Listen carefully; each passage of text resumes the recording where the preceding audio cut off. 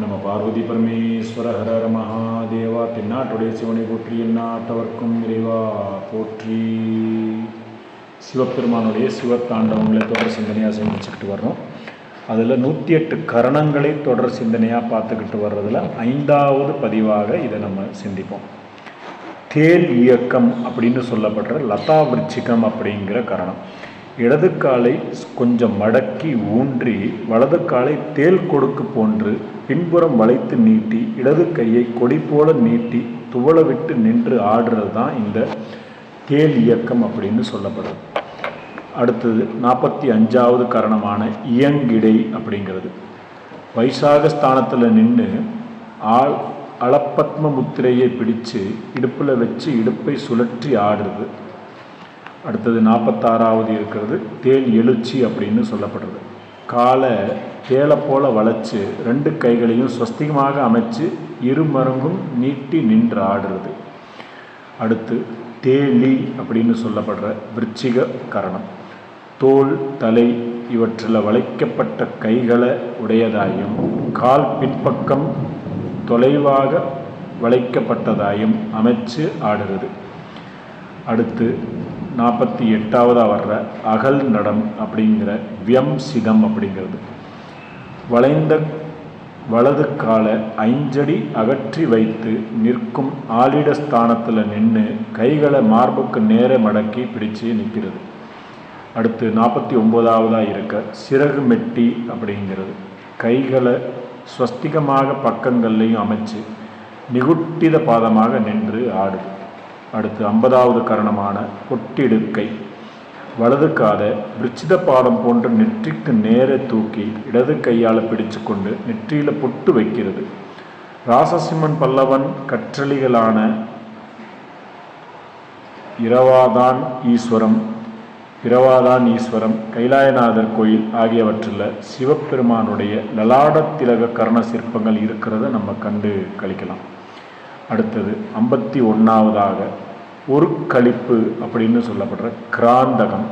பின்பக்கம் சாஞ்சு நின்று வளைந்து காலை தூக்கி முன்பக்கம் விசிறி நின்று கார்படத்த தரையில் தட்டுதலாகிய அதிக்ராந்த சாரியில் நின்று கைகளை மார்புக்கு நேராக அமைச்சு நின்று ஆடுறது தான் இந்த கரணம்.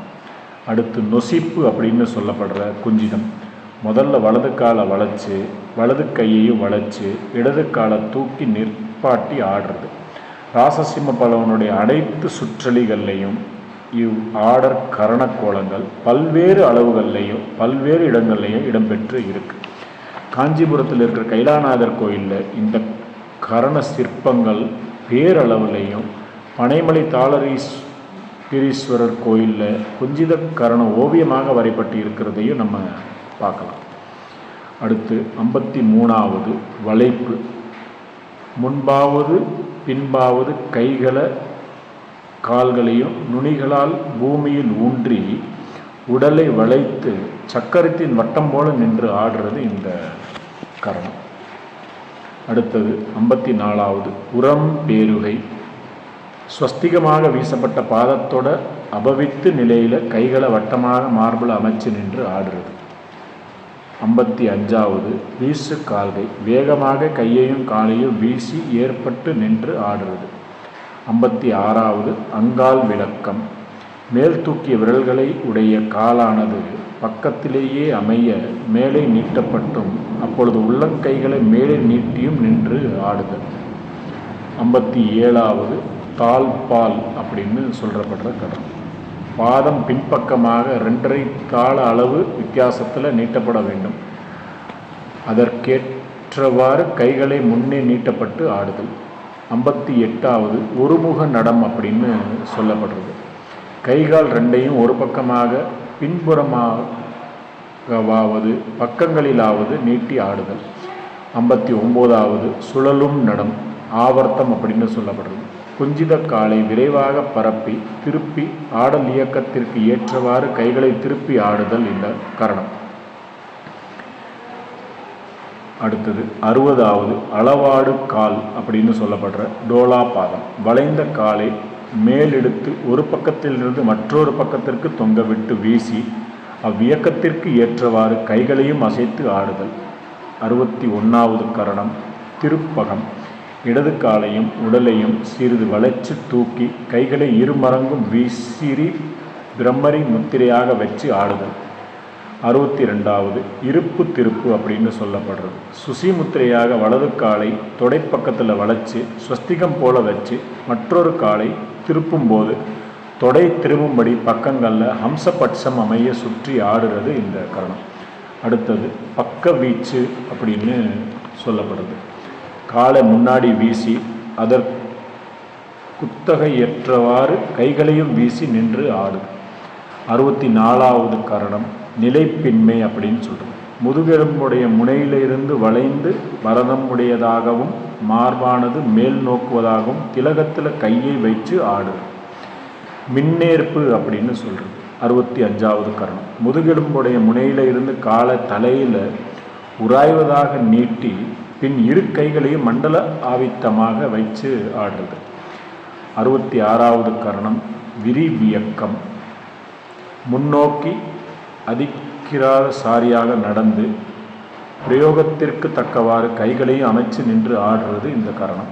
67வது முடிச்சாட்சி அப்படின்னு சொல்றது. கையையும் காலையும் ஆக்ஷிபத்தமாக கொண்டு முதுகெலும்பை திருப்பி ஆடி அவ்வை மயம் இடது கையை ரேசிதமாக கொண்டு ஆடுறது. 68வது கரணம் களீராடல் அப்படின்னு சொல்கிறது. இடது கையை காத பக்கத்தில் வளைச்சி வச்சோம், வலது கையை லதாவாகவும் கொண்டு பாதம் ஊஞ்சல் அமைப்பினை கொண்டதாகவும் ஆடுறது இந்த 68வது கரணம். 69வது கொட்டாடல் அப்படின்னு சொல்லப்படுது. காலை வேகமாக மேலெடுத்து முன்னே நீட்டி தட்டி கைகளை கூப்பிக்கொண்டு ஆடுதல் இந்த கரணம். 70வது கரணம் கலலுள்ள வியக்கம் அப்படிங்கிறது. பின்புறத்தில் நீட்டப்பட்ட பாதமுடையதாகவும் லதாரேசித கைகளாகவும் மேல் தூக்கிய வளைந்த தலையையும் கொண்டு ஆடுறது. 71வது கரணம் கண்ணலி அப்படின்னு சொல்கிறது. சுசிபாதமாக கொண்டு வளைஞ்ச பக்கத்தை உடையதாகவும் ஒரு கையினை மார்பருகளை கொண்டு மற்றொரு கையினை கன்னத்து அருகே வளைச்சி வச்சு ஆடுறது இந்த கரணம். 72வது கரணம் பரிப்பாடல் அப்படின்னு சொல்லப்படுறது. சுசிபாதமாக மற்றொரு காலை திருப்பி பதாகையாக கைகளை 2 பக்கமாக சிரத்தில் சுட்ட வச்சு ஆடுறது. 73வது பக்க முழங்கால் அப்படின்னு சொல்கிறது. ஒரு காலை சமமாக வச்சு மற்றொரு காலை தொடையுடைய பின்னாக வச்சு முஷ்டி கையை மார்பில் கொண்டு ஆடுறது. 74வது கலுக்கியக்கம் அப்படின்னு சொல்கிறது. பின்பக்கமாக வளைந்து நீட்டிய காலும் கொஞ்சம் அஞ்சிதமாக முழங்காலை தொண்டதாயும் நீட்டப்பட்ட கையை உடையதாயும் அமையும் ஆடும். 75வது துள்ளுல் கோட்டை அப்படின்னு சொல்கிறது. கால்களை துள்ளி குதிக்கும் நிலையில் முன்புறமாக ஸ்வஸ்திக வடிவில் நின்று அதற்கேற்றவாறு கைகளை சிறிது வளைத்ததாயும் கொண்டு ஆடும் கரணம். தொடர்ந்து மற்ற கரணங்களை அடுத்த பதிவில் சிந்திப்போம். நம்ம பார்வதி பரமேஸ்வர ரமாதேவா தென்னாட்டுடைய சிவனை போற்றி, நாட்டவர்க்கும் இறைவா போற்றி. திருச்சிற்றம்பலம்.